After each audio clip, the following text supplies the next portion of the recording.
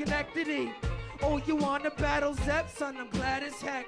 Hit you with the boom pow like I'm Adam West. What's up, guys? Welcome back to We Are Venom. My name is Ed. I hope you guys are having a great Labor Day weekend. I know I am. I haven't been busy making content in a while. I've been very busy at work, but I'm very happy to get back to it, guys. So I went to my comic shop and I picked up a couple of books, and there was a pleasant surprise in there and another book that kind of made me do a little bit more digging, going down the rabbit hole a little bit. So the first book that I want to talk about is Superman 678. This is a great Alex Ross cover. It's Superman fighting Atlas for Metropolis. And Atlas is I wouldn't say he's a villain. I guess in different times he was good and he was bad. At one point he was the conqueror of the world.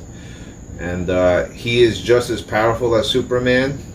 I think this is a very interesting character that could be used in the future.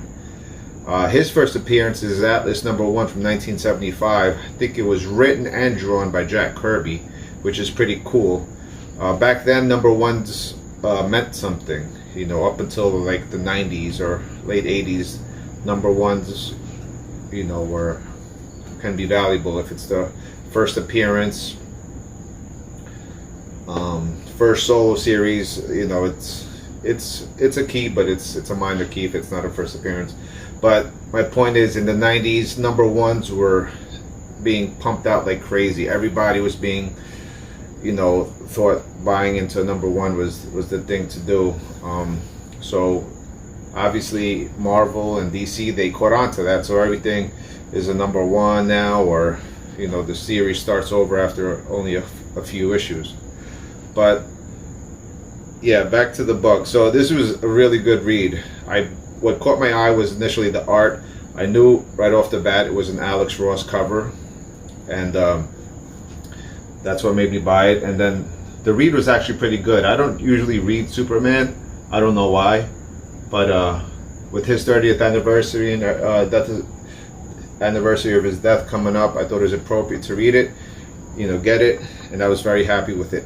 Which again, a book that I don't have that I recommend would be Atlas #1 from 1975. Sharing with you guys because I just love sharing it, even though you guys will probably end up getting a copy before I will, or maybe not. We'll see what happens. And the second book that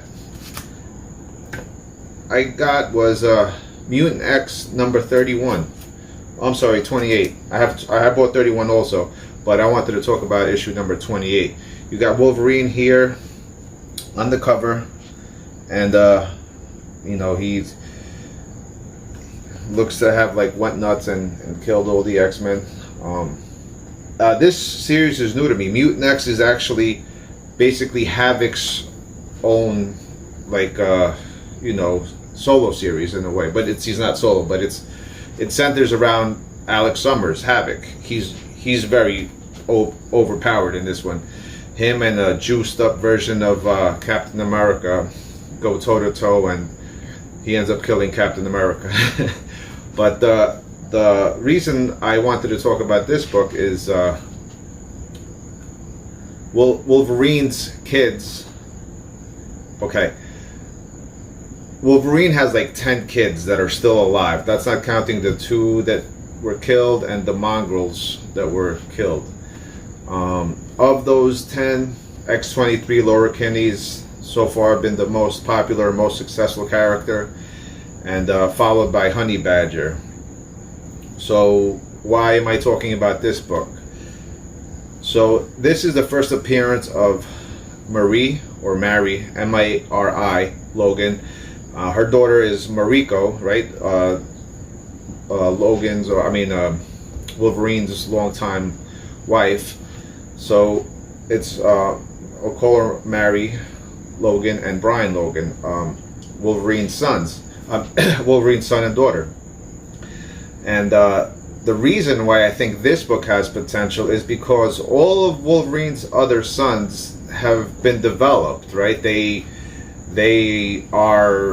have an alter ego, they have a costume, they have powers. They're already established in their way, right? So, and to be honest, none of them are really, you know, I don't think any of them are really that great. X-23 is pretty cool. I don't know much about Honey Badger, and there was like one or two other ones that I thought were okay characters. I forgot their names, but these kids of Wolverine haven't been developed yet. They are not even known to have powers. They just like look like normal kids. And why is that important? Why is that a factor? Well, it's a factor because Marvel loves stuff like that, right? If they don't own the property, they have to, you know, build somewhere else. Like they sold off the X-Men before, and, you know, Fantastic Four. Now they've accumulated them and got the rights back, but, you know, they had to bring obscure characters to the forefront, like Guardians of the Galaxy. When I was a kid, nobody was reading Guardians of the Galaxy. You know, Iron Man, they weren't, you know, wasn't really a big thing, and they had to use somebody, right? So Iron Man became their man, and now everybody loves Iron Man, which is cool. You know, and people love Guardians of the Galaxy. I wasn't a fan of Rocket Raccoon and Groot and those guys, but they're pretty awesome. They're pretty cool, right? Now they're household names. So the MCU can use Marie and Brian Logan however they see fit, and I think that's why this book has an opportunity to be something. What made me buy it initially is that it's like a 2001, I believe, newsstand, Marvel newsstand, and that's what initially drew me to this book. And then after reading it, you know, I read it, and that's how I found what I came up with, right? So I went on Fandom, and I did see that this is indeed their first appearance of Marie and Brian Logan. And like I said, without having, you know, much of a past, because they're kids and they haven't been developed, you know, this is a perfect opportunity for, you know, the MCU to do with them as they like. And I have faith in the MCU being able to turn them into really cool, beloved characters. It's still, both of these books are very affordable. They are on eBay, but if better yet, go check those back issue bins. Maybe they're in dollar bins, 50-cent bins, you know. It's a really low risk, pretty high reward, especially for this one. The other one, like I said, it's a really cool cover.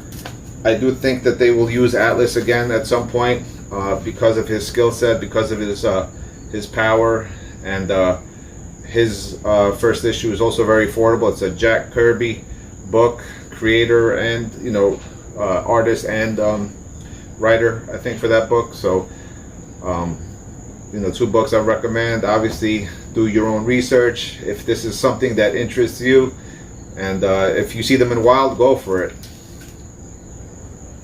There you go. Alright guys, that's it for today. I hope you had a great holiday weekend, and I'll see you on the next one. Take care. Schenectady. Oh, you wanna battle Zep, son? I'm glad as heck. Hit you with the boom pow like I'm Adam West.